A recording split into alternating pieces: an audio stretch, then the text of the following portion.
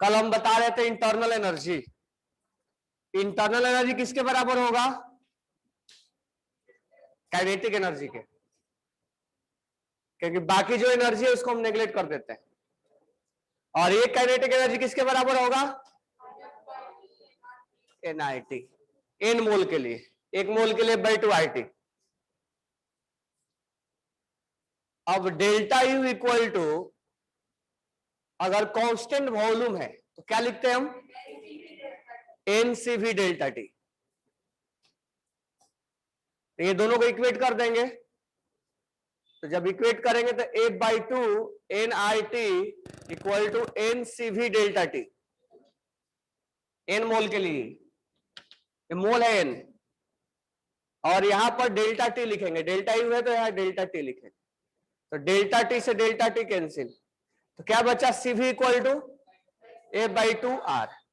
तो CP minus CV equal to R, तो CP equal to क्या हो जाएगा?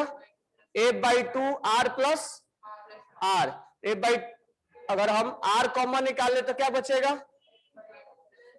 तो ये डायरेक्ट भी याद रख सकते हो या समझ के भी, ठीक है। तो कल हम यहां पर थे मोनो एटॉमिक के लिए, मोनो एटॉमिक के लिए हम CV निकाल रहे थे, तो CV मोनो एटॉमिक के लिए इसमें ट्रांसलेशनल कितना होगा? सॉरी, इसमें ट्रांसलेशन कितना होगा? 3, और वाइब्रेशनल और रोटेशनल, तो यहां पर हो जाएगा F/2 R, तो 3/2 R। CP कितना हो जाएगा? 5/2 R, और CP अपॉन CV गामा 5/3 आ जाएगा, यानी 1. कार्बन फैमिली में पढ़े हुए कि डायमंड का CP अपॉन CV का वैल्यू कितना होता है? 1.66 होता है। डाइएटॉमिक, डाइएटॉमिक के लिए CP का वैल्यू क्या होगा? अब इसमें ट्रांसलेशनल कितना होगा? 3 या 2, और रोटेशनल और वाइब्रेशनल। लेकिन वाइब्रेशनल अगर ऐड करोगे तो वाइब्रेशनल के लिए फॉर्मूला नहीं है, इसमें वाइब्रेशनल नहीं है, उसके लिए फिर दूसरा फॉर्मूला आता है, उसके लिए फिर ऐसा आएगा। अगर तुम वाइब्रेशनल ऐड करोगे तो इसके लिए आ जाएगा ऐसे, CV और ये हो जाएगा F, ये ट्रांसलेशनल, और F रोटेशनल अपॉन 2, ये दोनों के लिए रिप्रेजेंट कर रहा है। अगर तुम्हें वाइब्रेशनल ऐड करना है तो प्लस इसमें F, इसमें नहीं ऐड करेंगे, ऐसे ऐड करते हैं वाइब्रेशनल, तब R होगा। अगर वाइब्रेशनल ऐड करना चाहते हो तो ये फॉर्मूला बनेगा। ये जो है केवल इस दोनों के लिए वैलिड है, और हमारे सिलेबस में वाइब्रेशनल है भी नहीं, देगा भी नहीं। अगर वाइब्रेशनल ऐड करना चाहते हैं तो वो ऐसे होगा, उसका इसमें से हाफ करके इसमें ऐड करना पड़ेगा। तो डाई एटॉमिक इसके लिए हो जाएगा 5/2 R, 1 और जोड़ देंगे, तो 1 और जोड़ देंगे इसमें, तो क्या हो जाएगा? 7/2 R, और दोनों का रेशियो क्या होगा? 7/5।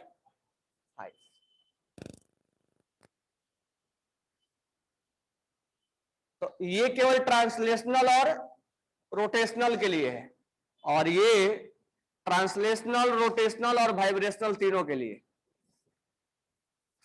मैं इसको नहीं निकाल रहा हूं, तुम अगर निकालना चाहते हो तो निकाल सकते हो इसमें। और वाइब्रेशनल के लिए बता दिया कितना वैल्यू लेना है, 3N लेना है, 3N, ठीक है। नेक्स्ट है ट्राई एटॉमिक। ट्राई एटॉमिक में हम लीनियर, ट्राई एटॉमिक में लीनियर, लीनियर में F का वैल्यू क्या होगा? 5/2 R, इतना ही होगा ना, सब है 7/2 R, और ये 7/, अगर ये ट्राई एटॉमिक में नॉन लीनियर होगा नॉन लीनियर, नॉन लीनियर में क्या होगा वैल्यू ट्रांसलेशनल और रोटेशनल का 6, तो 3R, और ये क्या हो जाएगा, और ये हो जाएगा 4/, लिख लो, ये डायरेक्ट पूछा जाता है।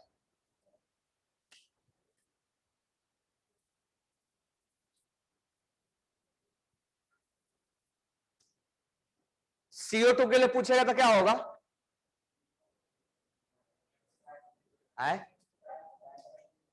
CO2 के लिए पूछेगा तो क्या होगा, CO2 ट्राई एटॉमिक में आएगा, लीनियर है कि नॉन लीनियर है।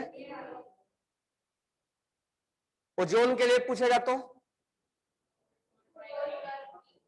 ओजोन ट्राई एटॉमिक है, लीनियर कि नॉन लीनियर, बेंड शेप होता है, होगा ना। अगर मान लो इनर्ट गैस के लिए पूछा तो ये जाएगा पूरा।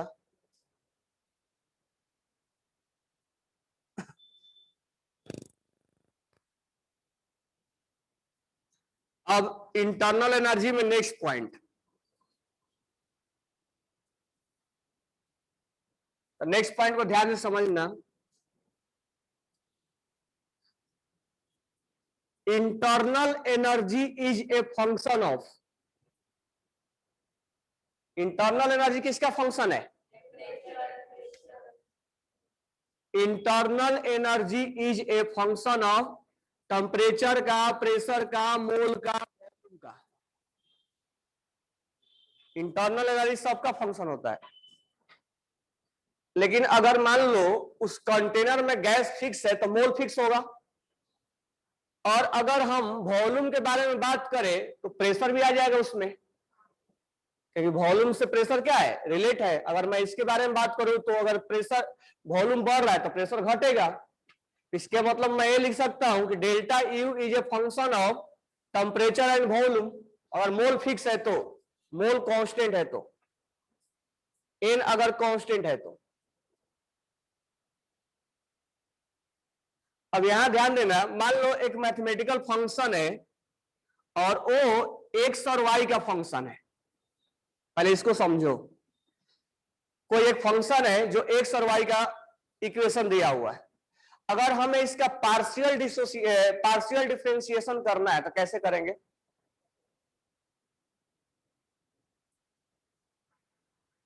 डेल एफ, पार्शियल के लिए डेल लिखते हैं, डेल अपॉन, अब जिसके टर्म में लिखना चाहते हैं क्या हो जाएगा, ये डेल एफ अपॉन किसके रिस्पेक्ट में करना चाहते हैं, यहां हो जाएगा डेल एफ अपॉन, यहां क्या होगा डेल एक्स, किसको हमने यहां पर कांस्टेंट रखा, वाई को, और हम लिखेंगे del F upon del y, किसको हमने कांस्टेंट रखा, एक्स को। ये पार्शियल डिफरेंशिएशन है। तुम लोगों को तो पढ़ने का नहीं मिलेगा, लेकिन जब बीटेक में जाओगे तो बीटेक के फर्स्ट ईयर में पढ़ाया जाता है पार्शियल डिफरेंशिएशन। तो अगर एक इक्वेशन है वो दोनों का फंक्शन है, एक्स और वाई दोनों का, तो एक बार एक्स के रिस्पेक्ट में डिफरेंशिएट करेंगे और वाई कांस्टेंट रहेगा, और एक बार वाई के रिस्पेक्ट में डिफरेंशिएट करेंगे और एक्स कांस्टेंट रहेगा।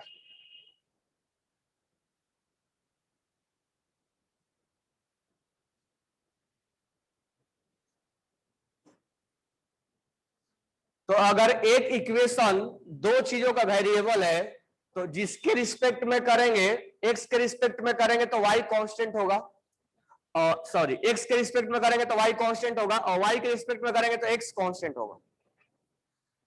अब देखो यहां से जो टर्मोलॉजी बता रहा हूं दो तरीके से तुम्हें जानना है, या तो तुम उसका केवल मीनिंग जानो, ठीक है, तो मैं यहां से सारा चीजें डेराइव नहीं कर रहा हूं, बस तुम्हें उसका जो आउटपुट में रिजल्ट आएगा उस रिजल्ट को याद रखना, क्योंकि डेरिवेशन से ऐसे भी क्वेश्चन आने वाले नहीं, ठीक है, और बोर्ड वगैरह में है भी नहीं। तो नीट में अगर क्वेश्चन पूछेगा तो उसका डायरेक्ट रिजल्ट पे आएगा, तो रिजल्ट को एनालिसिस करना, ये नहीं कि उसका डेरिवेशन में क्या है क्या नहीं है, ये हुआ वो हुआ, उससे कोई हमें मतलब नहीं। डेरिवेशन बस एज ए इंफॉर्मेशन के लिए, डायरेक्ट फाइनल रिजल्ट पे ध्यान रखना कि क्या हो रहा है। अब यहां पर मैं ले रहा हूं डेल यू, अब डेल्टा हटा दिया हमने, डेल यू ले ली। Del U is a function of, इसको किसके रिस्पेक्ट में लिखेंगे, del U is a function of T N भी, ऐसे लिख दो, टी एन भी। Del U is a function of T N भी, कुछ इसी के जैसा है, यानी change in internal energy, temperature और वॉल्यूम का फंक्शन है, जिसमें कि एन क्या है, मोल क्या है, कांस्टेंट है। अब इसको अगर हमें डिफरेंशिएशन के फॉर्म में लिखना है, पार्शियल डिफरेंशिएशन का फॉर्म, तो लिखो, इसको कैसे लिखेंगे, डेल यू इक्वल टू क्या लिखेंगे, del F upon del T, volume is constant, plus del F upon del we, और यहां क्या होगा, टेम्परेचर इज कांस्टेंट, एक चीज छूटता जा रहा है, यहां dx भी होगा और यहां dy भी होगा। Del F upon d x, और x के रिस्पेक्ट में किए और y कांस्टेंट है, dx होगा। यहां del F upon del y के रिस्पेक्ट में किए, x कांस्टेंट है, यहां dy होगा। तो यहां हो जाएगा dt या डेल टी, लिख दो।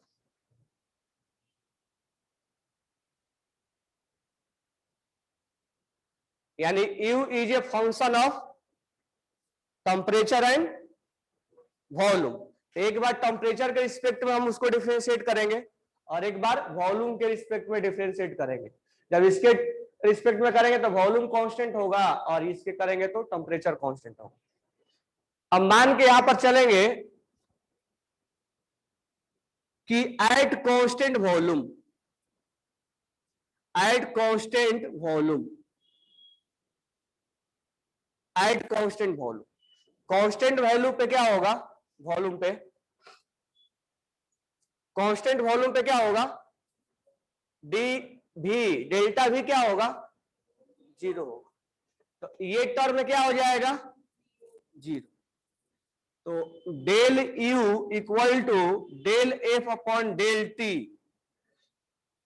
वॉल्यूम कांस्टेंट है, del T, plus del F upon del we, और ये टी, डेल वी, ये टर्मोलॉजी 0 हो गया।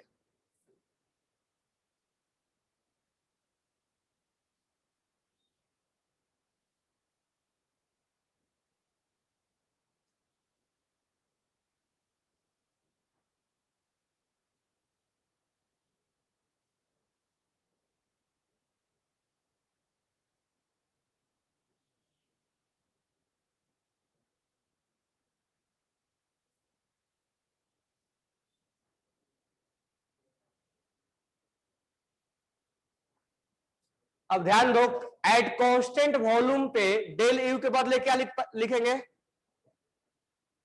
डेल यू के बदले क्या लिखेंगे, एनसीवी डेल टी। तो एट कांस्टेंट वॉल्यूम पे हम लिखते हैं del you equal to NCV delta del t, इसके बदले हम पुट कर रहे हैं, ये हो जाएगा n c v del t equal to, ये क्या हो जाएगा, ये तो टर्मोलॉजी पूरा 0 हो जाएगा। तो del F upon del t, और ये हो जाएगा डेल टी, इससे कैंसिल हो जाएगा।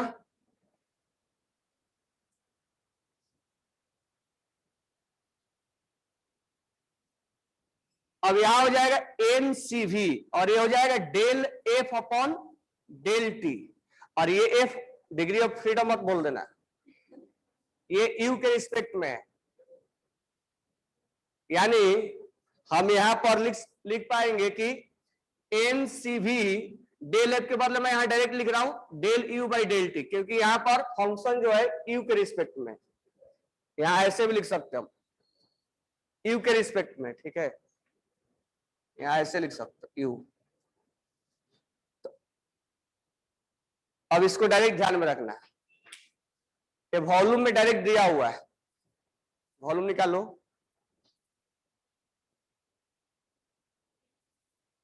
फिजिक्स से पढ़ोगे ना? नहीं, कैसे पढ़ोगे?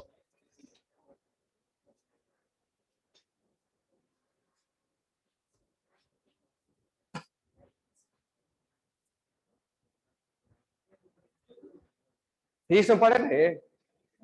वॉल्यूम नहीं लाए क्या? दिया है। अब मुझे ये बताओ कि del u by del t n c v होता है और 1 मोल के लिए हो जाएगा सीवी, तो ये किस गैस के लिए वैलिड है? Ideal gas. अब तुम्हें मैं ये डेरिवेशन से कोई लेना देना नहीं, बस तुम्हें ये याद रखना है कि del u by del t equal to N c v होता है। अब यहां से जो तुमसे क्वेश्चन पूछेगा वो ये पूछेगा कि किस गैस के लिए वैलिड है, आइडियल गैस या रियल गैस या सॉलिड लिक्विड, किसके लिए वैलिड है ये? तो क्या रियल गैस के लिए वैलिड नहीं है? तुम कहीं पर ऐसा कुछ वैल्यू पुट के जिसमें रियल गैस हो या आइडियल गैस, ऐसा कुछ लेना हो? नहीं। तो ये याद रखना, ये जो वैल्यू होता है वो सबके लिए वैलिड होता है, चाहे रियल गैस हो, चाहे आइडियल गैस हो, चाहे सॉलिड हो, चाहे वो लिक्विड हो। ये वैल्यू सबके लिए ये होता है, लेकिन उसके लिए क्या होना चाहिए? कांस्टेंट वॉल्यूम होना चाहिए। एट कांस्टेंट वॉल्यूम पे तो तुम्हें ये इंफॉर्मेशन को ध्यान, भले डेरिवेशन आया ना आया कोई फर्क नहीं पड़ता है, लेकिन फाइनल चीज ये याद रखना कि del u by del t equal to n c v जो होता है, del u by del t equal to n c v, ये रियल गैस आइडियल गैस सबके लिए वैलिड है।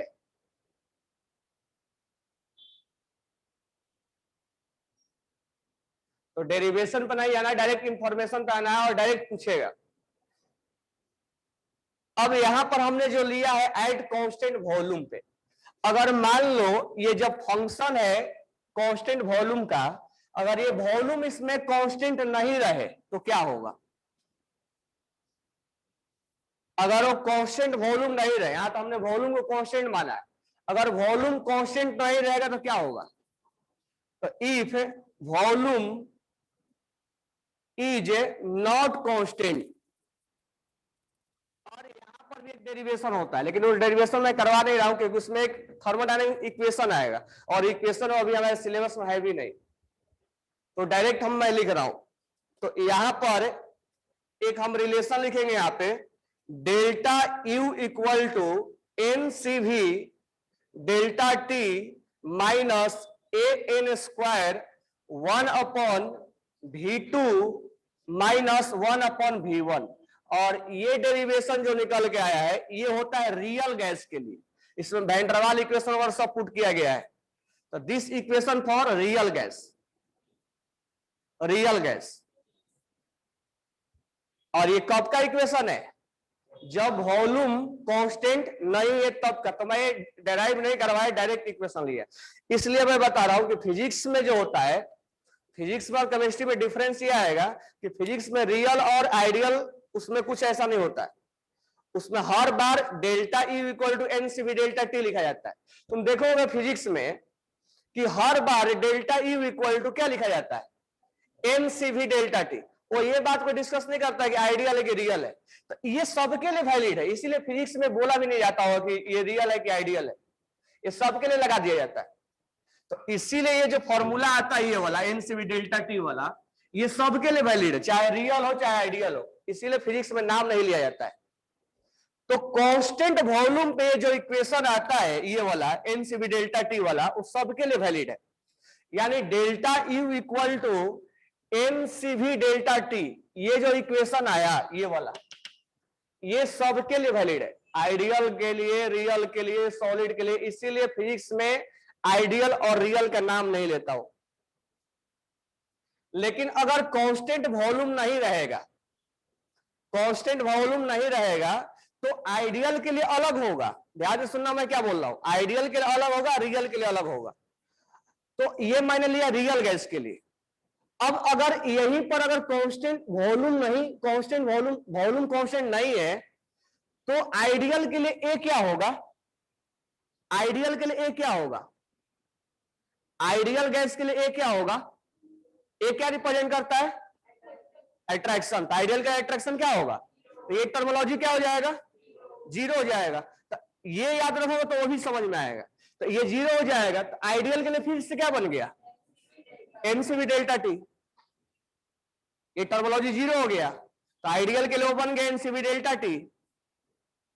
अगर मान लो कि रियल के लिए पूछे और रियल के लिए बोले कि कांस्टेंट वॉल्यूम है, तो कांस्टेंट वॉल्यूम है तो ये क्या हो जाएगा, जीरो। तो ये टर्मोलॉजी क्या हो जाएगा, इसका मतलब फिर से क्या आ गया, यानी फाइनल में तुम्हें कंक्लूजन बताऊं तो उसका कंक्लूजन ये है कि ये जो हम फॉर्मूला लगाते हैं, क्योंकि ये डायरेक्टली कंसेप्चुअल वगैरह में पूछ लेगा, बताओ ये किसके लिए वैलिड है। तुम्हें कंसेप्चुअल वगैरह में क्वेश्चन है पूछ लेगा कि बताओ डेल्टा यू इक्वल टू जो होता है एनसीवी डेल्टा टी, ये किस गैस के लिए वैलिड है। फिजिक्स में तो नहीं पूछेगा, लेकिन केमिस्ट्री में पूछ लेगा कि किस गैस के लिए वैलिड है। तो ये आइडियल के लिए वैलिड है, आइडियल गैस के लिए वैलिड है और रियल के लिए वैलिड है। लेकिन कब, जब वॉल्यूम क्या होगा, कांस्टेंट होगा। तो जब वॉल्यूम कांस्टेंट होगा तो डेल्टा यू इक्वल टू होगा एनसीवी डेल्टा टी। ये आइडियल और रियल बोथ के लिए जब वॉल्यूम कांस्टेंट होगा। ध्यान देना इसी बात पे, तुमसे डेरिवेशन से कोई क्वेश्चन नहीं पूछेगा, डायरेक्ट कंक्लूजन पे ध्यान देना कि ये किसके लिए वैलिड है। तो this formula is valid for ideal और, लेकिन फिजिक्स में नाम लिया नहीं जाता है, डायरेक्ट बोल दिया जाता है। हर बार जब भी कांस्टेंट वॉल्यूम आता है एनसीवी डेल्टा टी, वहां रियल और आइडियल से कोई लेना देना नहीं। ठीक है, अब दूसरा पार्ट सुनो। अगर कांस्टेंट वॉल्यूम नहीं है तो इसका इक्वेशन अलग होगा और इसका इक्वेशन अलग होगा। अब अगर कांस्टेंट वॉल्यूम नहीं है तो मैं रियल के लिए यहां पर लिखा हूं, ये रियल के लिए डेल्टा यू और इसमें रिलेशन है। ये आइडियल के लिए नहीं है, ये रियल के लिए। ठीक है, कब है, जब कांस्टेंट वॉल्यूम नहीं है तब बोलेगा कि क्या जब कांस्टेंट वॉल्यूम नहीं है तो ये आइडियल और रियल के लिए वैलिड है, नहीं वैलिड है। ये वैलिड तब होगा जब कांस्टेंट वॉल्यूम होगा, तब आइडियल और रियल के लिए सेम होगा। अगर कांस्टेंट वॉल्यूम नहीं है तो रियल के लिए अलग होगा और आइडियल के लिए अलग होगा। तो रियल के लिए वैन डर वाल का इक्वेशन लेके इसको प्रूव किया गया है, तो मैं डेरिवेशन बता देता हूं। ठीक है, उसमें एक और थर्मोडायनामिक्स इक्वेशन आता है जो कि हमें पढ़ना नहीं है। तो ये रियल गैस के लिए तब जब वॉल्यूम कांस्टेंट नहीं है तब। ठीक है, तो आइडियल के लिए क्या होगा, अब ध्यान से सुनो, इसी पे आइडियल के लिए निकालेंगे। जब वॉल्यूम कांस्टेंट नहीं है तब आइडियल के लिए इक्वेशन क्या होगा, तो इसी इक्वेशन से हम आइडियल का निकाल लेंगे। तो हम यहां पर लिख सकते हैं कि आइडियल के लिए क्या होता है, आइडियल का ए का वैल्यू जीरो होता है। जैसे तुम उसमें वैन डर वाल इक्वेशन में क्या लिखते हो, जो वैन डर वाल इक्वेशन लिखते हो उसमें अगर ए का वैल्यू जीरो और भी का वैल्यू नेगलेक्ट कर दो वॉल्यूम को, तो रियल क्या बन जाता है, पीवी इक्वल टू एनआईटी बन जाता है,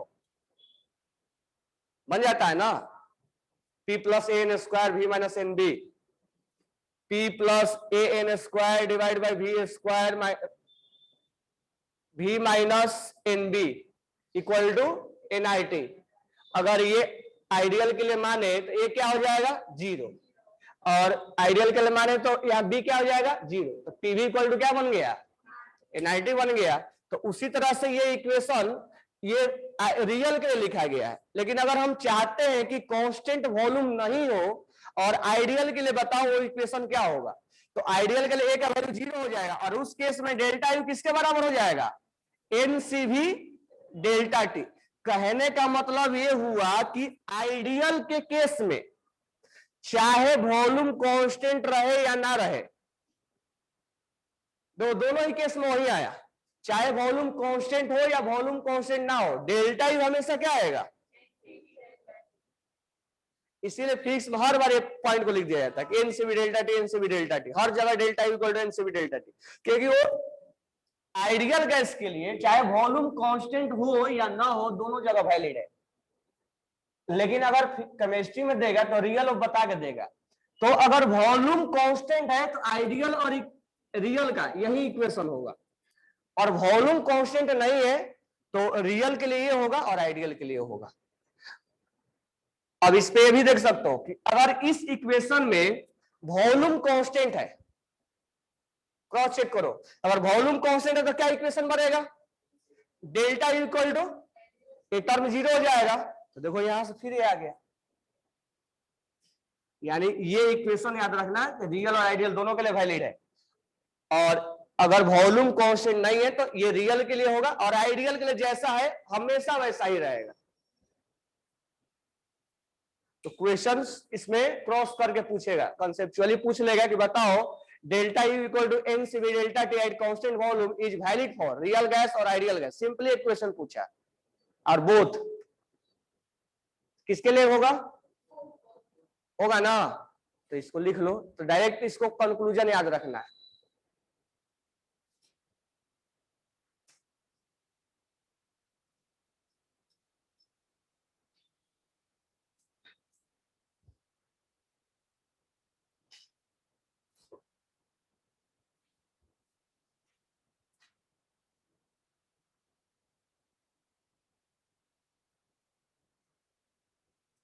अब मुझे एक बात बताओ कि delta you equal to N CV delta t, क्या हम किसी रिएक्शन के लिए एक कंटेनर में रिएक्शन करवा दिया जाए, उस रिएक्शन के लिए फॉर्मूला वैलिड है नहीं है?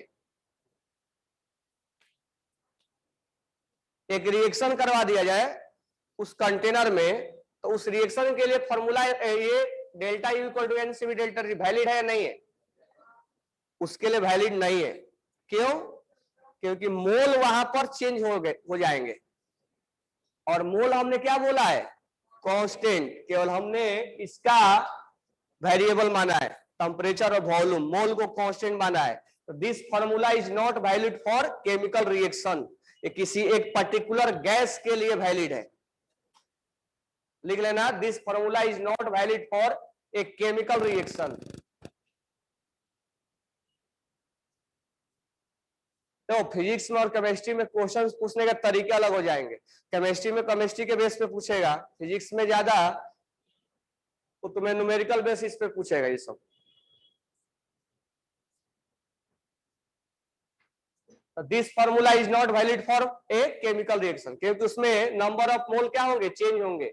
और यहाँ पर हमने नंबर ऑफ मोल, ये डेरिवेशन जो किया है उसके लिए हमने कांस्टेंट माना है।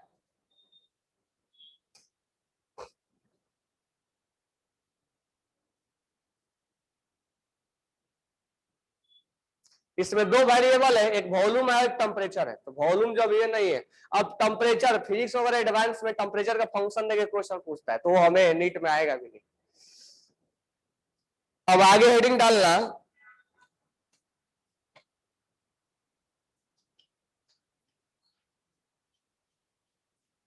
First law of thermodynamics.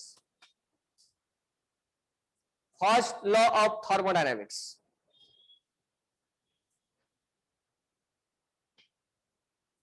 First law of thermodynamics.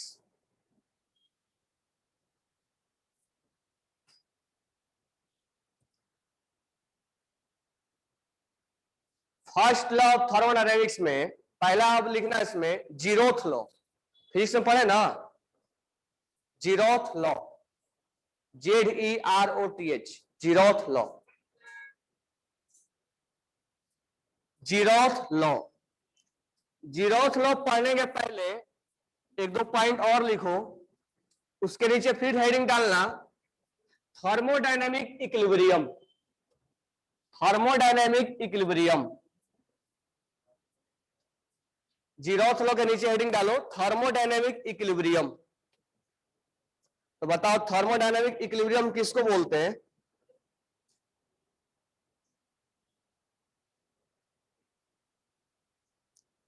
Thermodynamic equilibrium किसको बोलेंगे?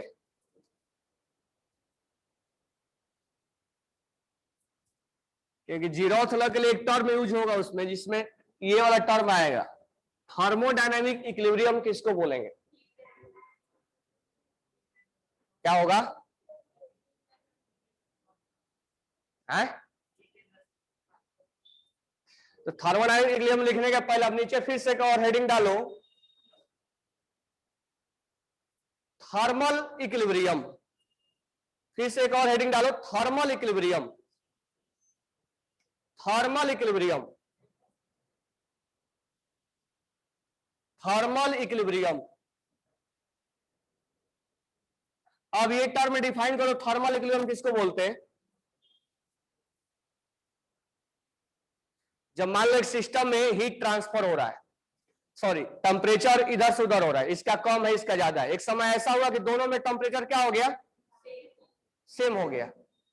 मान लो कुछ चीज को हमने मिक्स किया, उसका टेम्परेचर अलग अलग है, दोनों का मिक्सिंग स्टार्ट हुआ, कुछ टाइम के बाद दोनों का टेम्परेचर सेम हो गया। तो जब टेम्परेचर सेम हो जाएगा तो उस कंडीशन में हम क्या बोलेंगे कि उसमें थर्मल इक्विलिब्रियम आ चुका है।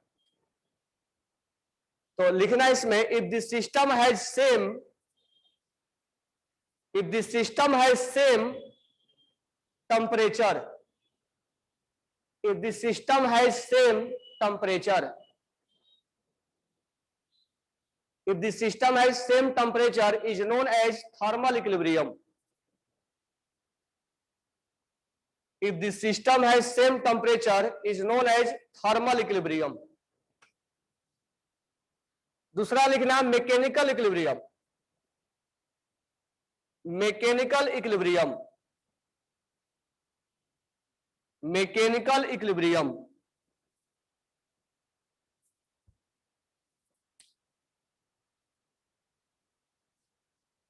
मैकेनिकल इक्विलिब्रियम ये क्या होता है, क्या होगा,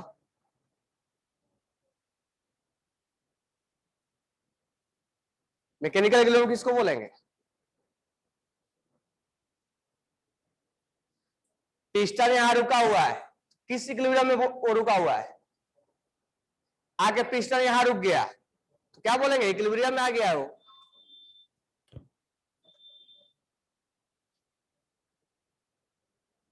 मान लो यहां पर पिस्टन है और यहां पर ये एक्सपेंड हो गया, एक्सपेंड होने के बाद ये आके यहां रुक गया, तो ये रुकेगा तो क्या बोलेंगे इसको, मैकेनिकल इक्विलिब्रियम में। तो इसमें क्या सेम हो रहा है, प्रेशर, यानी पी एक्सटर्नल और पी इंटरनल जब बराबर होगा तो क्या हो जाएगा,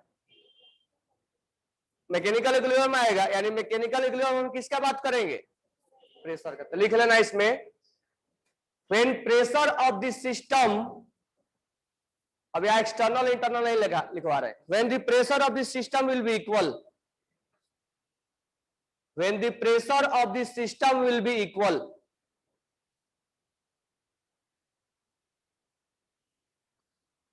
when the pressure of the system will be equal, it is called mechanical equilibrium, it is called mechanical equilibrium।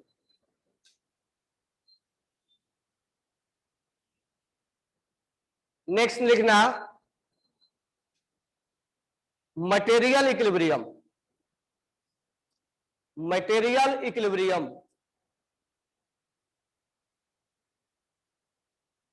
Material equilibrium ये कब बोलेंगे, मोल इक्वल हो जाएगा, जब मान लो दो सिस्टम को मिलाए उसके अंदर मोल इक्वल हो जाएगा। When number of mole will be equal, when the number of mole will be equal, when number of mole will be equal, then it is called it is called material equilibrium, then it is called material equilibrium। अब हमारा term है thermodynamic equilibrium. Thermodynamic equilibrium उसको बोला जाएगा जब thermal, एक system के अंदर थर्मल इक्विलिब्रियम भी है और मैकेनिकल इक्विलिब्रियम भी है और मटेरियल इक्विलिब्रियम भी है, तीनों इक्विलिब्रियम अगर अचीव होता है तो उसको हम थर्मल इक्विलिब्रियम बोलते हैं। तो तीसरा लिखना thermal equilibrium, sorry thermodynamic equilibrium, thermodynamic equilibrium. क्या चीची कर रहे हो, थर्मोडायनेमिक इक्विलिब्रियम, इसमें लिखना when a system have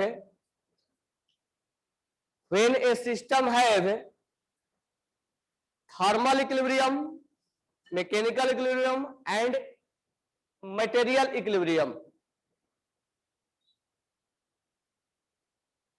when a system have thermal equilibrium, mechanical equilibrium and material equilibrium is called thermodynamic equilibrium। is called thermodynamic equilibrium.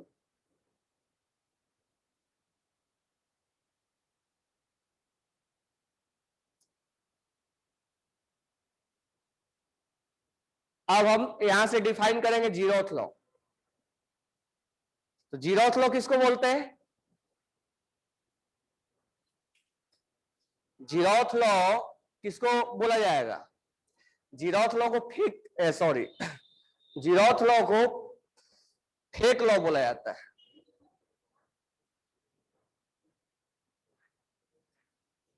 ऐसे समझो कि अगर ए का टेम्परेचर बी के बराबर है, ए का टेम्परेचर बी के बराबर है, मान लो 10 डिग्री है, और बी का टेम्परेचर सी के बराबर है, तो बी कितना होगा? तो सी कितना होगा?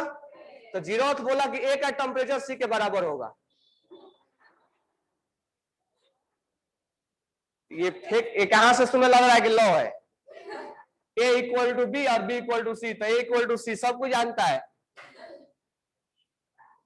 तो इसमें लिखना, इसमें हम क्या बोलेंगे जीरोथ लॉ में कि when A and B are, किस इक्विलिब्रियम में है ये?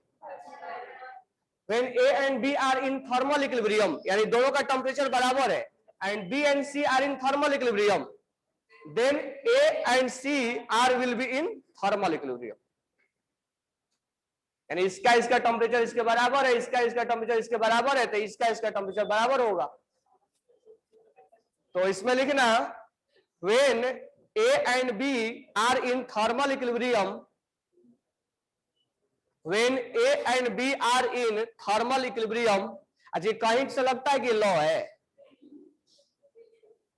When A and B are in thermal equilibrium,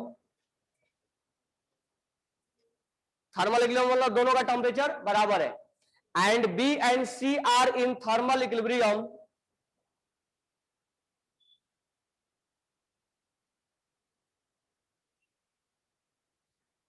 then according to Zeroth law, कुछ मिल नहीं रहा होगा साइंटिस्ट को तो क्या करेगा? then according to Zeroth law, A and C will be in thermal equilibrium. Then according to Zeroth law, A and C will be in thermal equilibrium. ठीक है, ये थर्मल इक्विलिब्रियम मैकेनिकल इक्विलिब्रियम समझ में आ गया। ये chemical thermal equilibrium mechanical material equilibrium thermodynamics equilibrium zeroth law हो गया ना। अब ध्यान देना, फर्स्ट लॉ ऑफ थर्मोडायनेमिक्स जो होता है वो क्लोज सिस्टम और आइसोलेटेड सिस्टम के लिए वैलिड होता है। ओपन सिस्टम के लिए first law is not valid. एक नोट डाल के लिखना कि first law of thermodynamics is valid for, first law of thermodynamics is valid for closed system and isolated system. First law of thermodynamics is valid for,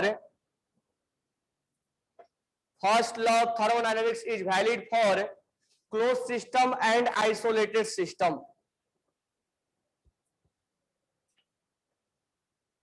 next point लिखेंगे हम, जो इसका first law of thermodynamics का principal है वो conservation of energy पे, यानी energy conserve है। तो लिखना the principle of first law of thermodynamics is, the principle of first law of thermodynamics is, the principle of first law of thermodynamics is based on conservation of energy, based on conservation of energy, based on conservation of energy. ठीक है, तो अब यहां से हम देखेंगे first law of thermodynamics. तो तुम पूरा लिखना, नहीं तो बाद में बोलोगे फ्लैट लिखा हुआ, फ्लॉट लिखा हुआ है। लिखना इसमें first law of thermodynamics, first law of thermodynamics. अब मान लो एक कंटेनर में गैस भरा हुआ है, उस गैस का इंटरनल एनर्जी चेंज हो रहा है, मतलब काइनेटिक एनर्जी चेंज हो रहा है।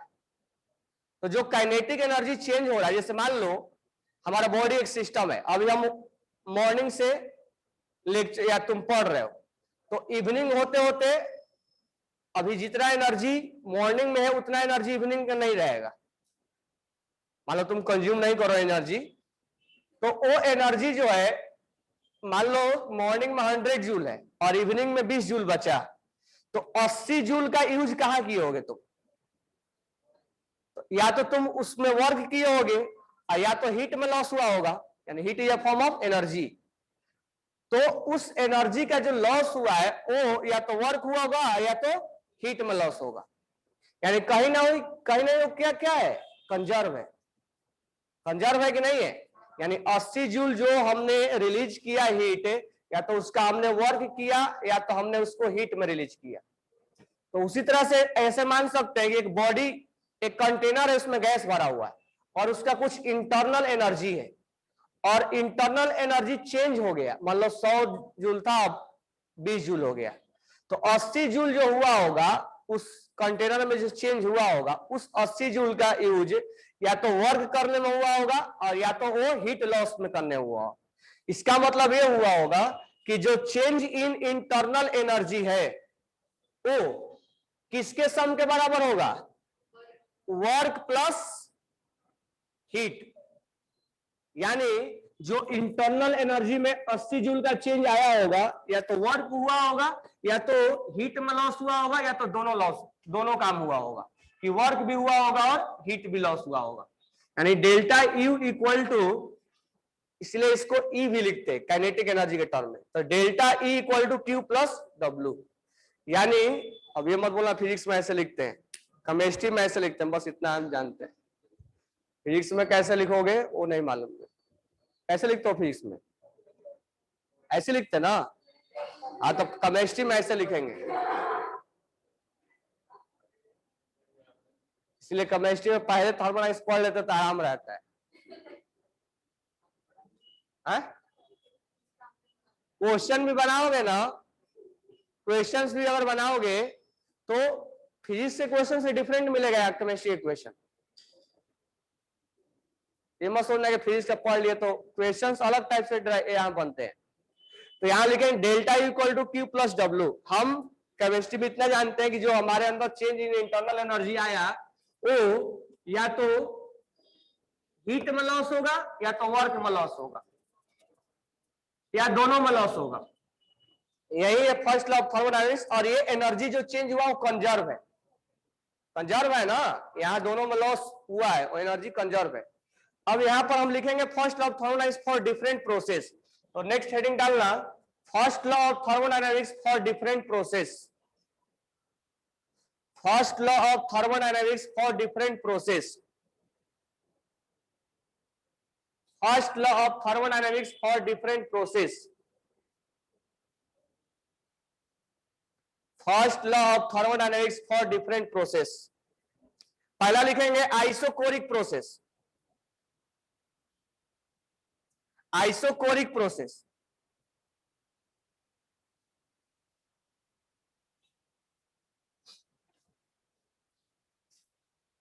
आइसोकोरिक में डेल्टा भी क्या होगा? तो वर्क क्या होगा? वर्क क्या होगा? 0। तो अगर हम according to first law of thermodynamics देखें तो delta you equal to Q plus W, और ये टर्म क्या हो जाएगा? 0। यानी डेल्टा यू इक्वल टू क्या हो गया? यानी जो भी इंटरनल एनर्जी में चेंज हुआ उसका सब का सब कहां यूज हुआ? हीट। वर्क एक भी नहीं हुआ, और इसीलिए डेल्टा ई इक्वल टू क्या लिखते हो? देखो कांस्टेंट वॉल्यूम पे आया कि नहीं आया। कांस्टेंट वॉल्यूम पे जो हीट होगा किसके बराबर होगा? और हीट जो है क्यू इक्वल टू हम एनसीवी डेल्टा टी लिखते हैं।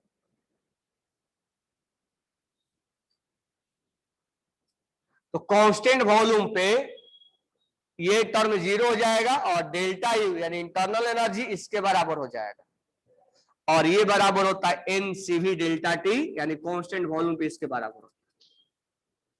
और इसके बराबर और क्या लिख सकते हो, इसको अलग से लिख लेना, एक बॉक्स बना के लिख लेना, delta you equal to Q equal to N CV delta T, और इसको और क्या लिख सकते हैं, एफ बाई टू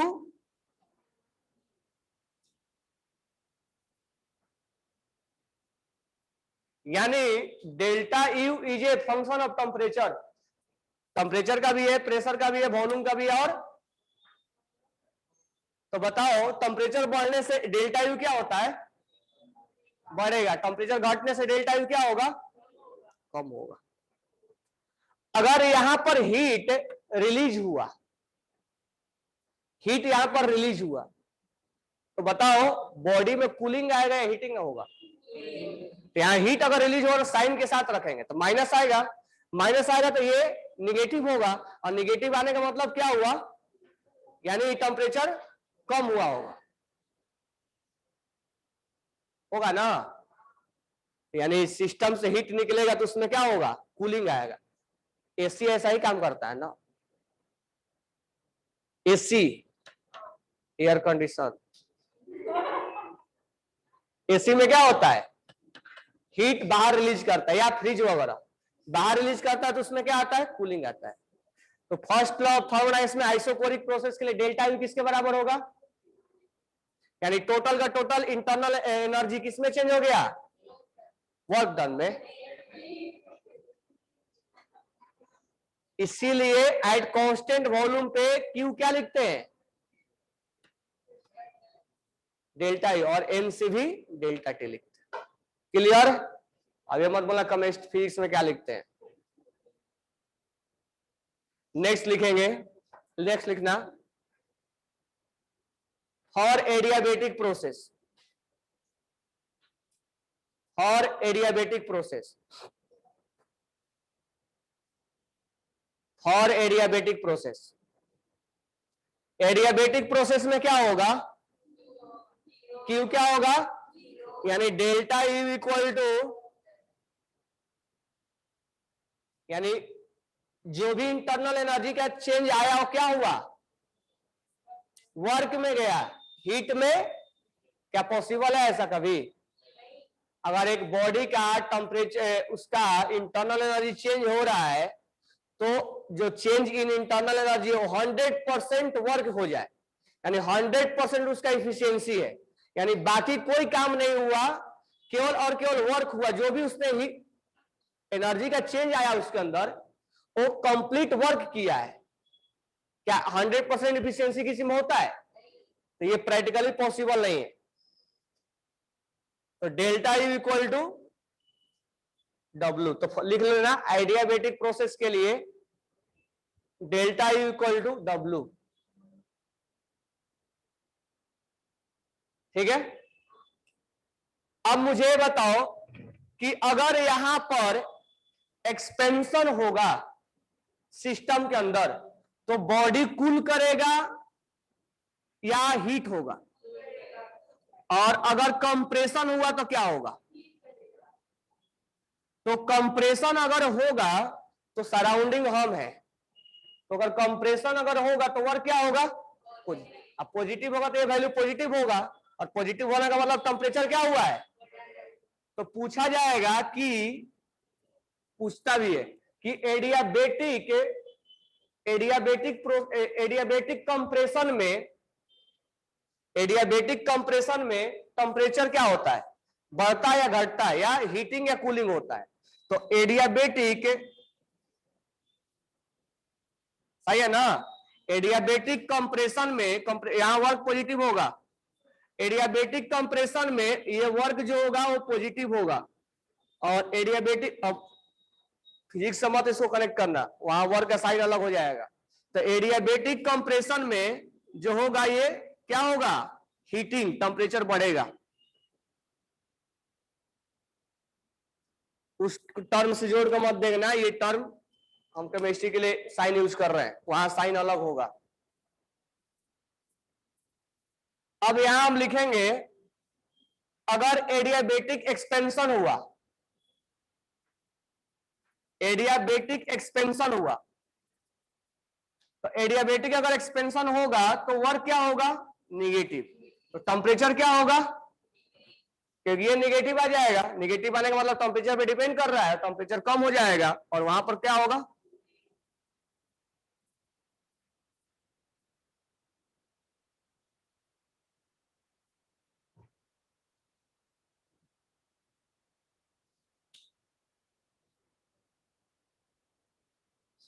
नेक्स्ट लिखना थर्ड आइसोथर्मल प्रोसेस।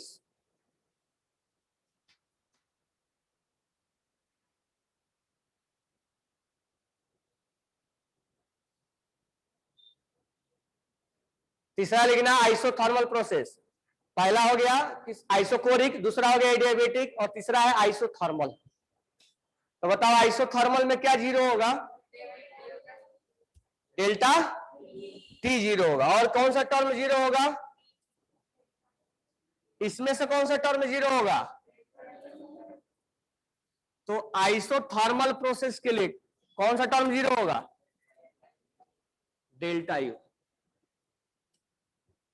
क्योंकि टेम्परेचर डिपेंडेंट है और टेम्परेचर इंक्रीज, मान लो कंटेनर में गैस भरा हुआ है और उसको हम हीट कर ही नहीं रहे, तो जितना काइनेटिक एनर्जी उतना ही रहेगा उसके अंदर, काइनेटिक एनर्जी बढ़ेगा भी नहीं घटेगा भी नहीं।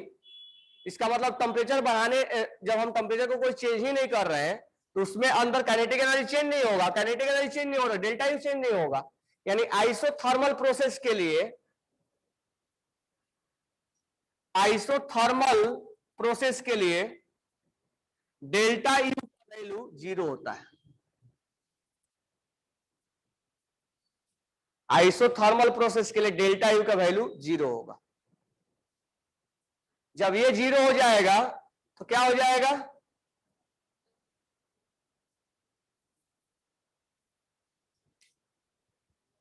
कैसे भी लिखो, Q equal to minus W लिखो या W equal to minus Q लिखो, इसमें फिजिक्स केमिस्ट्री नहीं है।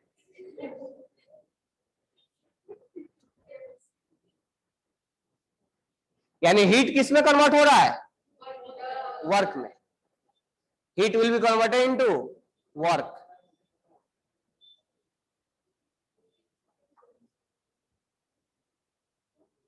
नेक्स्ट लिखना isobaric process. Isobaric process, isobaric process. अब एक चीज ध्यान देना, अगर क्वेश्चन में बोलेगा कि वर्क के कंप्रेशन हो रहा है तो वहां जो वैल्यू पुट करोगे साइन के साथ पुट करोगे।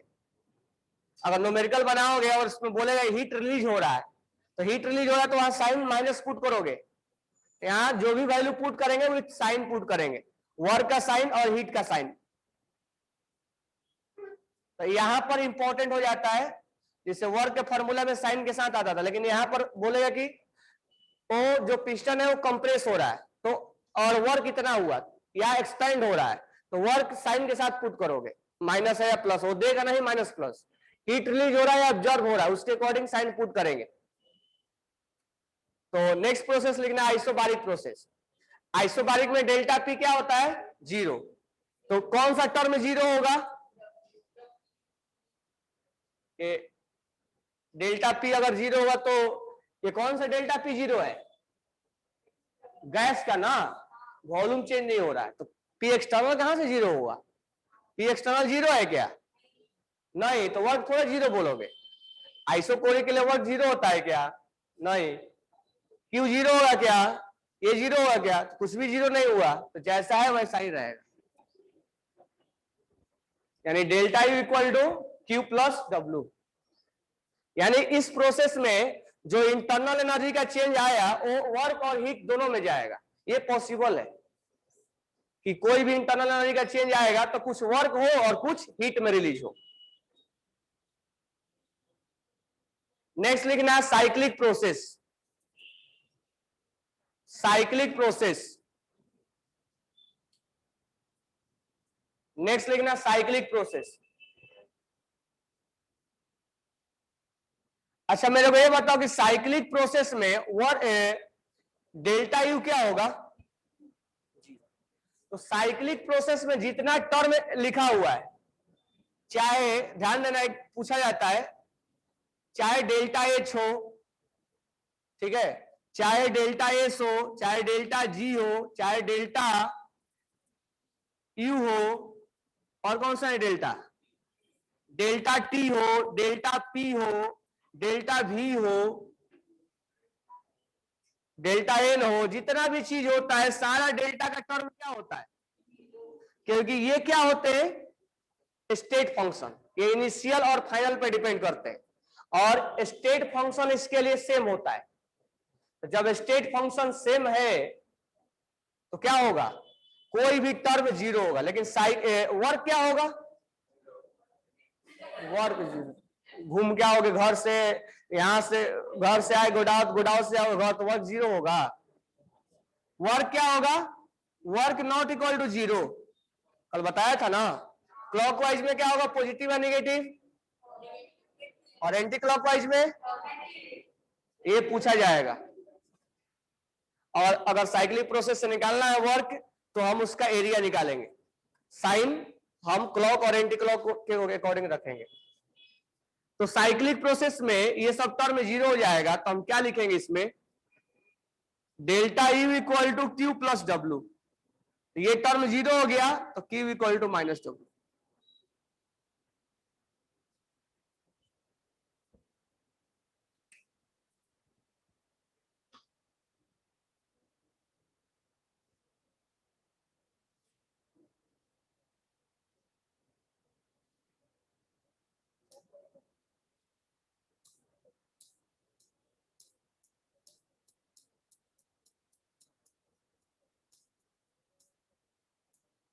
अब मुझे ये बताओ कि वर्क किस किस प्रोसेस के लिए जीरो हो सकता है,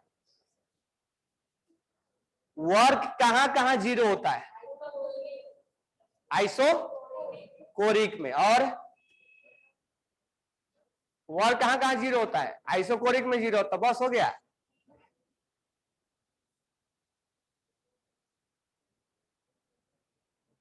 फ्री एक्सपेंशन में, फ्री एक्सपेंशन में जीरो होगा कि नहीं होगा,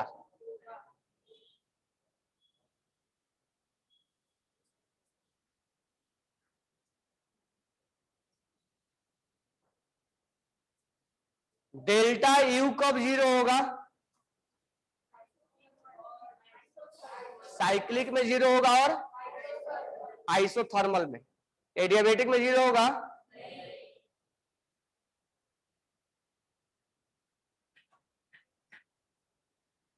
एक्सपेंशन में रिवर्सिबल का वर्क ज्यादा होता है या इरिवर्सिबल का,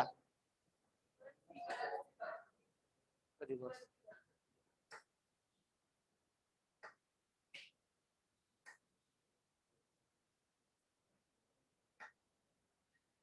वर्क सबसे ज्यादा किस प्रोसेस के लिए होता है, आइसोकोरिक के, वर्क सबसे ज्यादा किसके लिए, आइसोकोरिक के लिए, आइसोबारिक, उसके बाद आइसोथर्मल, उसके बाद एडियाबेटिक, उसके बाद आइसोकोरिक में सबसे जीरो कम होता है, निगेटिव जीरो होता है। अब ये मत बोल देना कि सर एक में निगेटिव आता है तो जीरो से तो कम ही है ना, निगेटिव केवल साइन के लिए होता है, वो मैग्नीट्यूड केवल लिया जाएगा, साइन केवल होगा वर्क निगेटिव है कि पॉजिटिव, उसको उसके साथ कंपेयर नहीं करवाना है, कल बोला था ये बात हमने।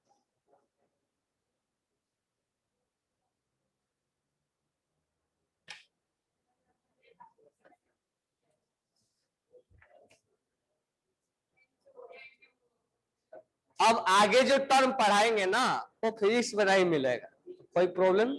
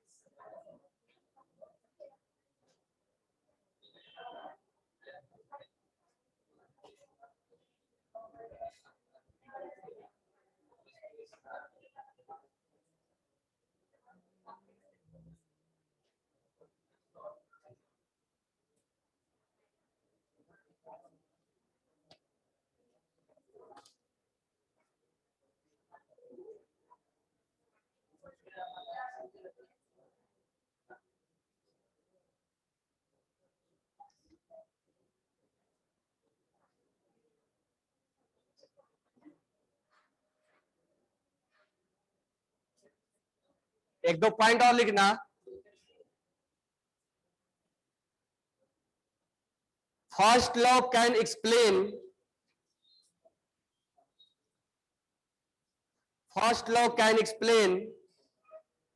the total energy of isolated system. First law can explain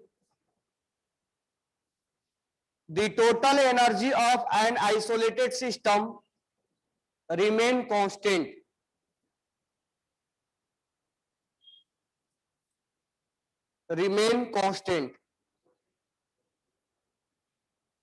Total energy of isolated system remain constant. इसी में लिखना according to first law of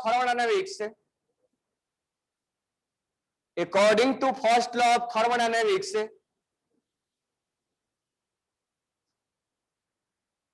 energy cannot be created nor be destroyed.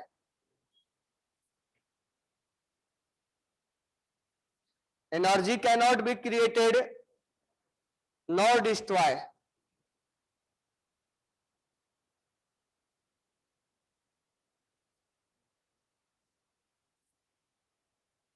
That means energy of universe is constant.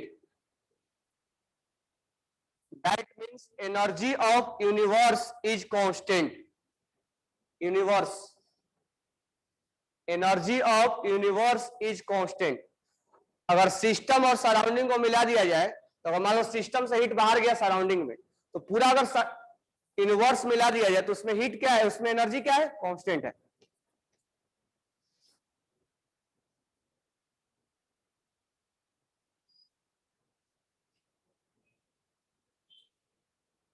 Next लिखना, the limitation of first law of thermodynamics is, the limitation of first law of thermodynamics is,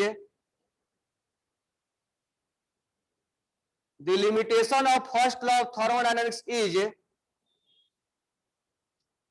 a spontaneous nature of the process. A spontaneous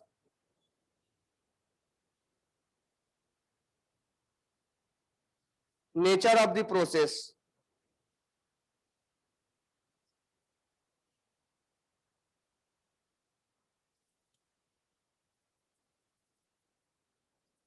चलो ये हो गया first law तक. तो कल इसमें questions बना के लाना वॉल्यूम से. होमवर्क लिख लो पहले. फर्स्ट लॉ ऑफ थर्मोडायनेमिक्स तक कंसेप्चुअल और लेवल 1 और लेवल 2